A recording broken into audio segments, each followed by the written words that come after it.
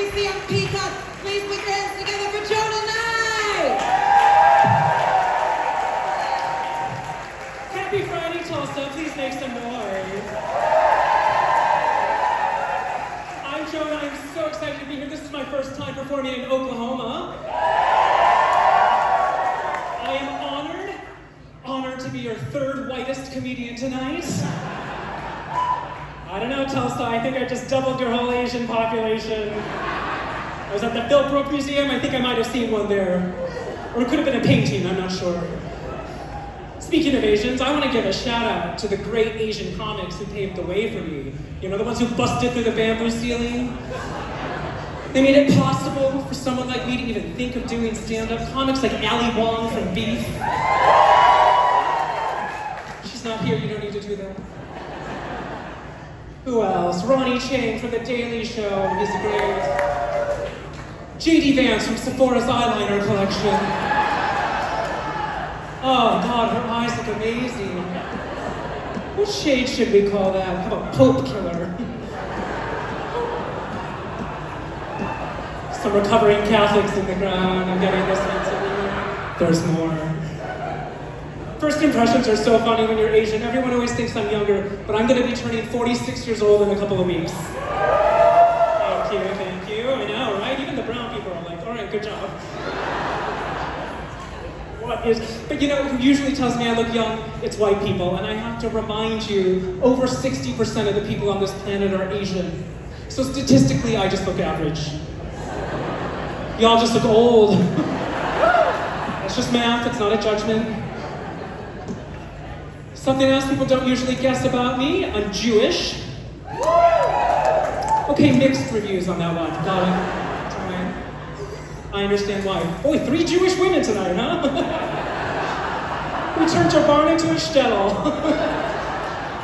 Too bad there's no attic. We could all hide together, right? Too dark, Tulsa? Joke kills in Amsterdam.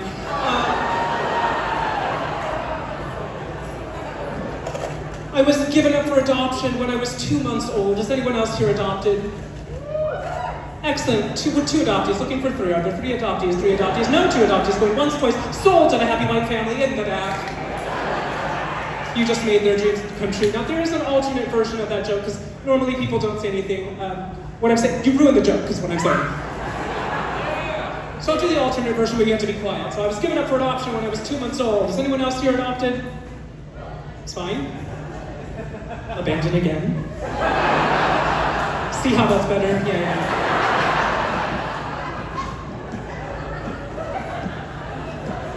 My mom's a Russian Jew, but my dad's a Southern Baptist from Texas. So on Saturdays I had a rabbi, and on Sundays I had a minister. Mondays I had a priest. That was purely physical. I'm just getting you some deep knee bends before Robby gets out here. I was so excited when 23andMe came out because my adoption records are sealed. So I don't know anything about my medical history. I don't even know what race I am. I technically could be anything.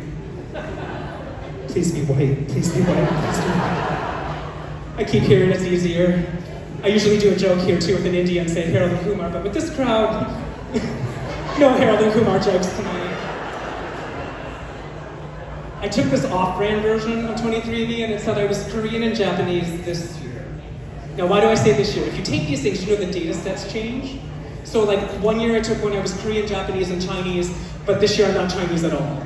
So, thank God. It's not racist, I just don't want to be tariffed. I have some amazing connections to Oklahoma. This is real. My parents met at the University of Oklahoma. Actually, I grew up singing Boomer Sooner. Yeah. Still don't know what that means, never investigated. And the late, great George Nigh, your governor 4 times, was my great uncle. Note the family resemblance. So when I ran for student council, I used his slogans. It's Nigh time, Night's the guy, all those, and it worked. I won president 6th through 9th grade. Peaked early. But in 10th grade, someone vandalized one of my posters to Nye's the gay. I know. All I could think of to say to the bully was, good eye? What tipped you off? The girly writing on the posters, my Hello Kitty stickers, my high heels. I've had a bunch of jobs where I don't belong. I was a bartender at an Irish pub in Boston. I was the only bartender not from Ireland.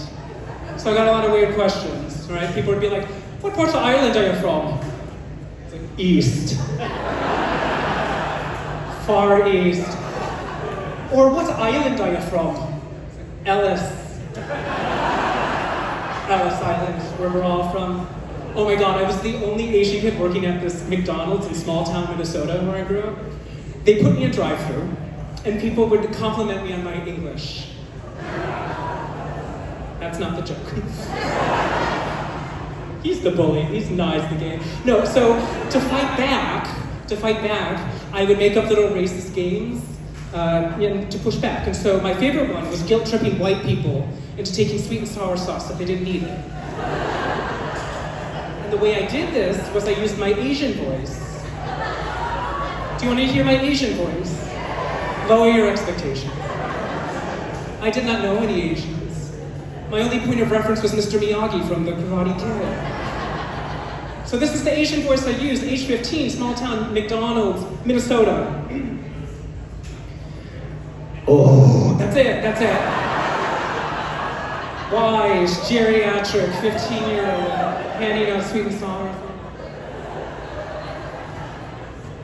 Oh my God, I'm old enough to remember the wind-up cameras you get at the pharmacy. Remember you had to wait to get pictures?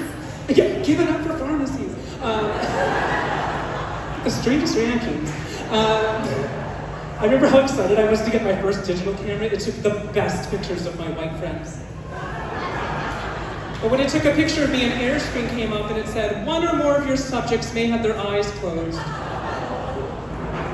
The worst part about it? The camera was also Asian. Yeah, even Fujifilm couldn't tell the difference between this and this.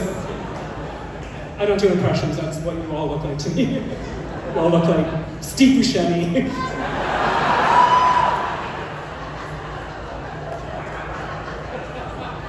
Objects can be racist. Faucets, hand dryers, and airport bathrooms, those are beta tested on white skin. That's why they don't work as well on black and brown people. So if you know someone who thinks black and brown people are dirty or unhygienic, you can tell them, you're probably right. It's just not our fault, right? I've never had the opportunity to wash my hands after taking a shit on LaGuardia. AI facial recognition, it'll get the gender of a white man right 90% of the time. It'll get a black woman wrong 35% of the time. And apparently my camera thinks Asians have their eyes closed 100% of the time. Which is stupid, right? We only do that when we're driving. I hate that joke kind of works. July 17th, my husband and I just celebrated our 10th anniversary. Possibly our last, the way things are going. The best part about being married this long is that we've accepted each other for the horrible people we really are. Right, like we don't have to pretend to be good or generous people like when we were dating. We play this really mean game with each other, it's called Crystal Ball. Try it with your spouse. What you do is when you're out in public, look for a bad older version of what the other person will look like in the future. Try it now, you have options. So for my husband, he's Irish, so pale, male, stale, just like I like him. Tulsa, you're like my happy place. So my husband, I'll look for some bald, heavyset white dude passed out of his own vomit on St. Patrick's Day. I'll be like, crystal ball. For me, I'll look for a old Chinese woman with one tooth and 2 strands of hair. That's the point of marriage, folks. I'll leave you with this. There was this article in the New York Times about interracial couples and which combination of races earn the most money. So the conclusion was Asian plus white equals material success. And in my case, I married a white doctor. Oh, my Jewish mother rejoiced. He went to school to study medicine. I went to school to study music. And yet, we share the same bank account. Now it's our money. So Tulsa, I gotta ask, who's on top and who's on bottom now? Thanks, folks. That's my time.